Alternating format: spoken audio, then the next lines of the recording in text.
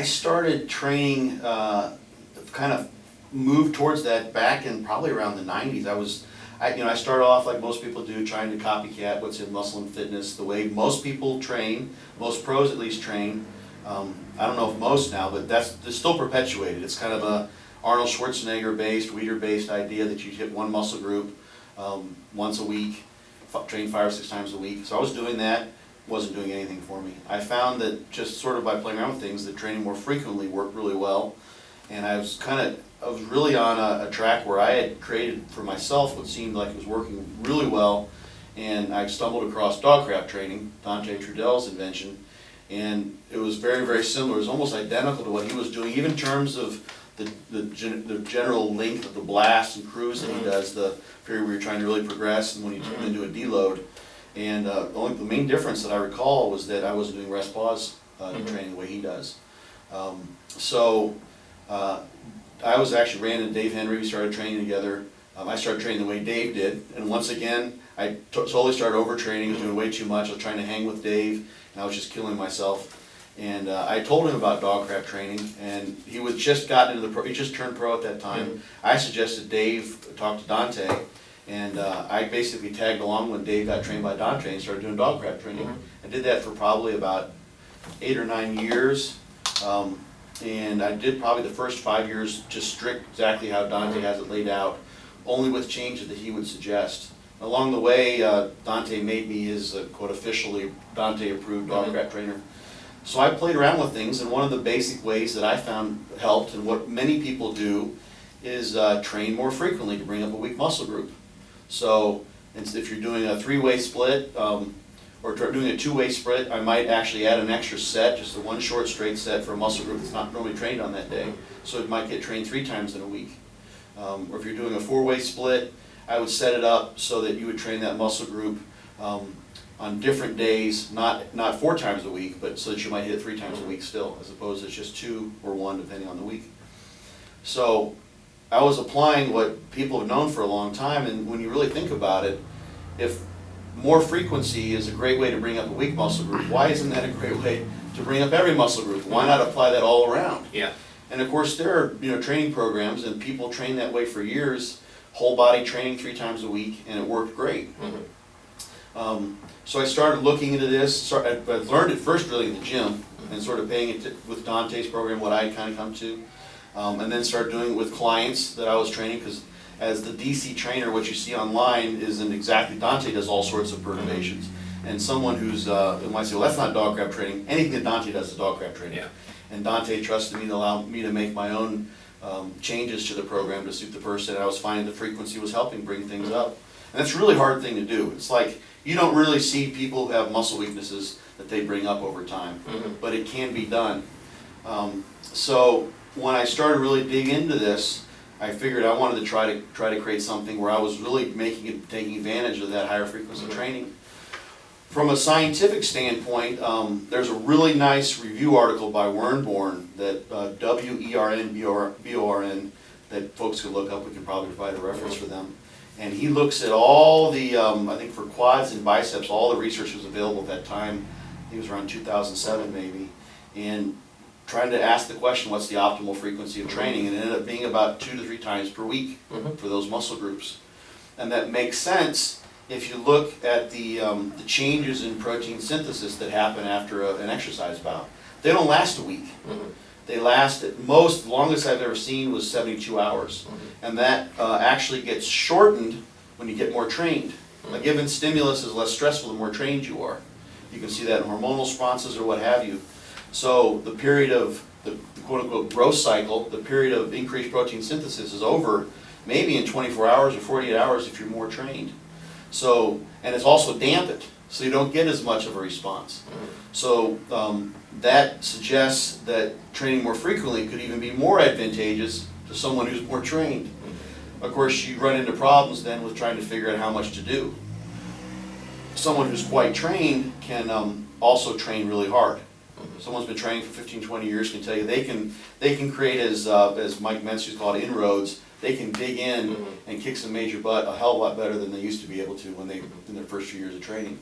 So you got to be careful with how much you try to do, but you can get a great growth stimulus, get a great increase in protein synthesis by doing 1 or 2 sets if they're really all out.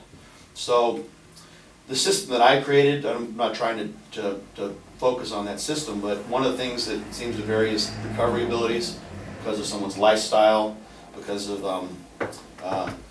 how much they sleep, how much they work, what kind of stress they have, how hard they train.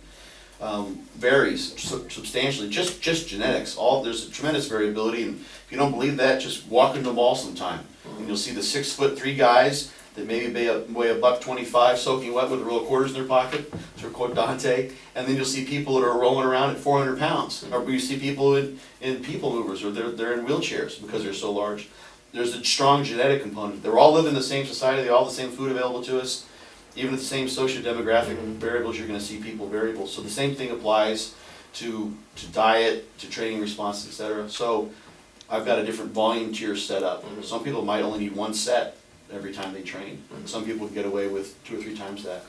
So that's kind of the idea, and the hard part about figuring out how to train more frequently, especially if you're used to doing a lot, is knowing that, okay, I got to put the brakes on here. But as long as you remember, I've got to come back and train this muscle tomorrow or 2 days later, and you do that enough times, it starts to set into you. This is an entirely different way of training. It's a lot more fun. When John and Dave and I trained, that was great. I don't know, we did maybe 16 or 20 sets, and that was fun. It was a blast. I like going in and just decimating a muscle like that. It's for a masochistic bodybuilder, it's very psychologically rewarding to do so. But you can't get away with that with the high frequency training. So I was glad, actually, that was the 3rd of my 3 leg workouts in the last week, because I could train legs again today, but it wouldn't be quite the same as it was 2 days ago, because my previous workouts weren't nearly as voluminous. So. Okay. It's a bit of a context switch, but looking at, like, from a nutrition example, it might be similar to someone that wants 300 grams of protein, having it all in one meal rather than spreading it out. It's very much the same. Yeah. I mean, the interesting thing is, once a week training works. We know that. There's maybe a pharmaceutical component at the upper levels with pros that allows that to maybe work better. And then, of course, a genetic component. You know, some people are the pros, of course, have a genetic component in their advantage. But yeah, if you consider how long the protein synthetic machinery is really activated after a workout, you got 2 or 3 days, and then you basically train again. Doesn't mean the muscle's completely recovered per se. You can still be sore. We know soreness can last a long time. But why would you sit there and wait? I mean, why take 2 steps forward only to have some, what they would call in stress physiology, involution over the next 3 or 4 days? You take 2 steps forward, take a step back, 2 steps forward. Why not have that growth cycle, take 2 steps forward, and then take 2 steps forward again? And that's the big thing that Dante used to say repeatedly. He called them growth cycles too, I believe, is do this as frequently as you can. If you can get, let's say you can train train chest 75 times a year, or 100 plus times a year because you're training with high frequency, that's probably going to be better than training chest 50 times a year because you just train it once a week. Maybe you get a little bit better growth from the higher volume, but the thing is, how much involution do you get? How much regression do you get while you're waiting for your next workout? So I found, for me, that the higher frequency seems to work better. I like it. I really don't get that sore. And the interesting thing was, first time I went to train with John, I thought I might get decimated. I didn't know how I was going to do. And I actually did just fine, because the training I do is pretty hard. My heart rate gets about 170 sometimes after leg. That's pretty much close to my age predicted max. I was able to hang in there and do okay in terms of stamina and that sort of thing. And it makes sense. As long as you're training hard, you're going to develop the stamina, the endurance, etc. And with John's pace of training, it was easy to do. So the frequency training, the lower volume, it's not going to turn you into a weakling. Some people think, I think I need to do that. There's a psychological, I need to do that to get a good stimulus, I need to stay in shape. Just stay in shape just fine, training frequently. Yeah. So it seems like a lot of this comes from, you mentioned Arnold's workout, which was, everyone followed Arnold, and yeah, it's almost like they thought they weren't going to have a good pecs if they weren't doing something for the lower pec line. Right. Where there's really no difference doing 6 exercises in one day. Why not do 3 this day, 3 this day, you're hitting Yeah. everything, or 2 this day, 2 this day, 2 this day. Right. And hitting it, you could probably hit it harder when you're not doing 20 sets. Yeah, you can, I mean, that's the thing, you can, if you do, let's say 6 set example, and you've got fatigue in those last 3 sets, because of the first 3 sets that were done. If you try to just take 2 sets and do 3 workouts with 2 sets, you can handle heavier loads, you've got less fatigue, and you've actually got, you're gonna have a higher workload, higher total weight lifted, higher forces, and you can do just as much fatigue, you're not gonna be potentially as tired. Of course, you're training everything else in that same fashion. So you have to watch out for overtraining simply because in terms of workload and overall force production, you can create a better stimulus that way because you're less fatigued. You're giving yourself 2 days of rest rather than 2 minutes. Mm-hmm. So you may have to go from 6 sets down to 3 sets total for the week, or just 4 sets, and divide it up that way because of just what you said. You're able to train harder. Do you find that certain body parts respond better to the frequency and others need to be hit a little less often? Oh, that's a good question. It depends. You have to consider the nervous system overload that comes from training those muscles, the larger muscle groups, the exercises you do. So one thing that I tried to do with, for instance, the system that I set up is set up the number of sets for each muscle group to kind of accommodate that. And of course, there's crossover muscle group to muscle group. Arms, for instance, get a lot of play and just yeah, exactly. They're gonna get used even with legs. If you're holding yourself down in a leg press, you're holding with your arms, so they're used all the time. You don't overtrain them, but you wanna adjust your frequency and your volume so that you kind of optimize that. I haven't seen, because I always try to pay attention, and not that I'm the largest guy that ever walked the face of the planet, but I always try to pay attention to make everything grow as much as possible. I haven't seen like one muscle group just go crazy and out of control, and the other one be stubborn. And of course, you can always change that, but I haven't noticed that myself. This is just, calves can handle a ton. You can really train calves every day, and they seem to grow just as well. But I can't say that I've seen that. But I've done this system myself, and I've had sort of a pilot study group of people. What I have seen with people, when they're bringing up a weak muscle group, is those muscle groups that they were only training infrequently, they're getting something new and different from the high frequency training.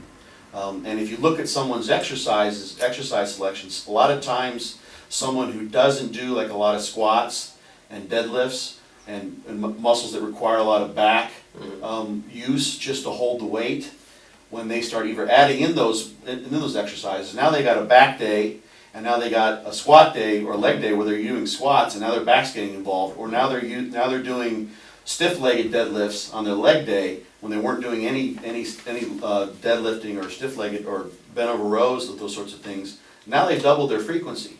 So those muscle groups that are being trained once a week are now getting trained indirectly, but pretty hard with those other exercises.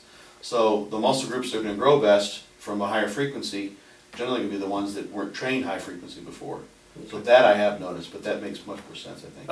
You mentioned a couple times about improving a weak point. What's the method to improve a weak point if you're already doing high frequency? Do you just put more effort in, more volume in each of those workouts for that part, or just more frequency for that part? A lot of times, we're all kind of neurologically different. We're kind of wired in certain ways. Pressing is a good example. Some people are anterior delt pressers, they're tricep pressers. They just don't get in their delts or their pecs involved with pressing. So they don't do good with bench press, that sort of thing, doesn't build pec mass for them. Other people do. Other people that they're wired that way, happens to work well for them.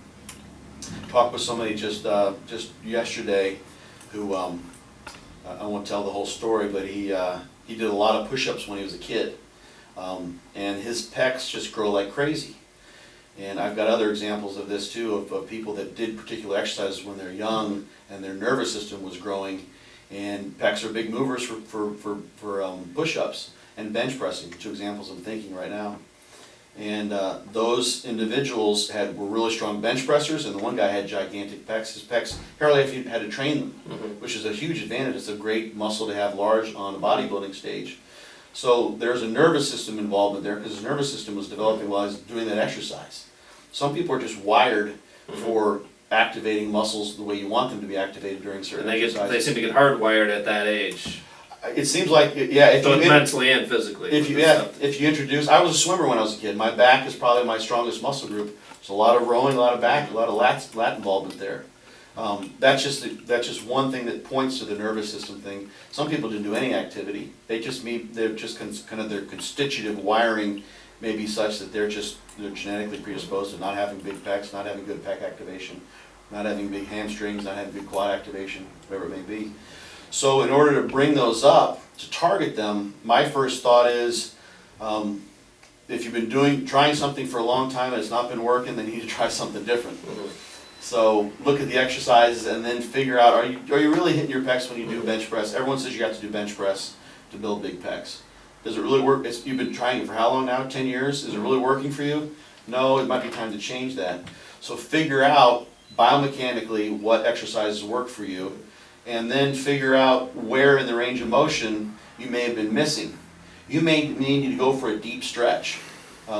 Pick an exercise that you can get into a deep stretch in, because a lot of times being able to get, like for instance, a pec fly, getting into a really, really deep stretch when your arm's really extended is going to take your biceps out of holding it. It's going to take your triceps out of doing more of a pressing movement, and that's maybe the only way that you can do a fly that hits the pec when you can get in a deep stretch, and you may have to suck up the ego and reduce the weight substantially.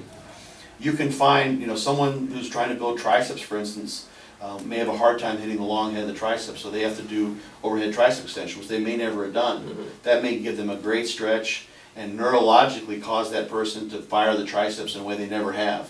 So the main thing with bringing up a weak muscle group is figuring out the exercise and the small tweaks and variations that make that exercise work to train the muscle you're trying to hit. And that's a highly variable thing. Some people, Tom Platts, we're talking about this today in the Learn to Train. Great legs, biggest legs probably ever in bodybuilding, at least at this point. Best legs, best thighs, and he got them from squatting. That's what I think he'd say that. But some people don't get big legs from squatting. They just don't. They're just not mechanically set up to do that. It makes them get the big glutes, for instance, but their legs just don't grow. Big hamstrings, maybe their quads don't grow. They got to find something. Or powerlifting is a great example. You don't see a lot of big quads because they're trying not to make it a quad exercise. They're trying to move that with this little quad coming in. Obviously, the quad's not going to be as strong as your posterior chain. Right.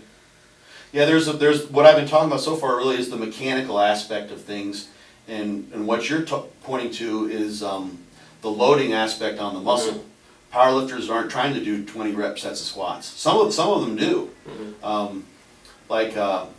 We do some of that in our training. Right. A lot of times after a meet, it helps with the recovery. It's just a different emphasis. You get, take some heavy load off the spine. Those types of things. Right. But in terms of that would be the best way to increase your 1 rep max, right? Stan Efferding comes to mind as someone when he was training for a bodybuilding show. He may have even, I would think maybe even missed the boat a little bit. He would move from the powerlifting and go straight to high volume stuff because he found that was better for muscle growth. So you've got the mechanics of choosing the right exercise, and then you've got rep range, and then the mechanism of muscle growth that you're working with. Tensile loading is a big one. Mechanical stress, which you're going to get from high reps. People are doing a lot of occlusion training now. And then muscle damage, and that's not something, you don't necessarily have to focus on damaging the muscle, but there seems to be something in doing the eccentric contractions that create damage that promotes muscle growth as well. So if someone's always been training in the low rep range, you need to mix that up. Find a new way that's a way that stimulates the muscle. You don't want to have them go out and run 10 miles.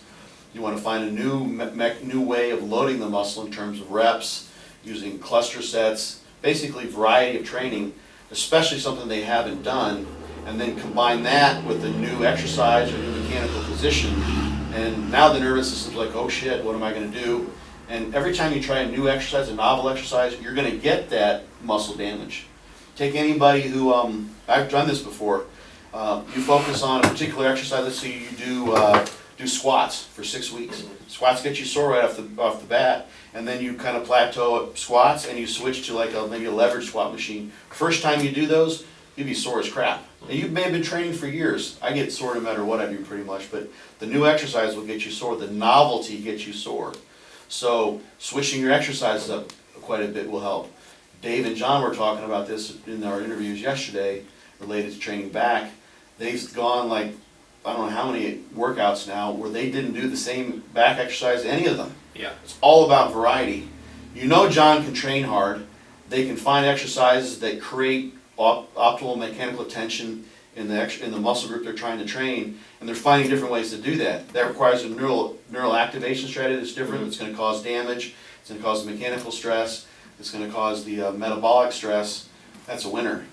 A lot of people won't necessarily be able to do that because they might be a little unsafe with the new exercise. I wouldn't just say, hey, just try something new and different and push it to your eyes are about to pop out of your head. Only a few people have been, but I trust telling them to do that, but obviously John's one of those guys that can do that. So, Excellent. yeah. Thanks.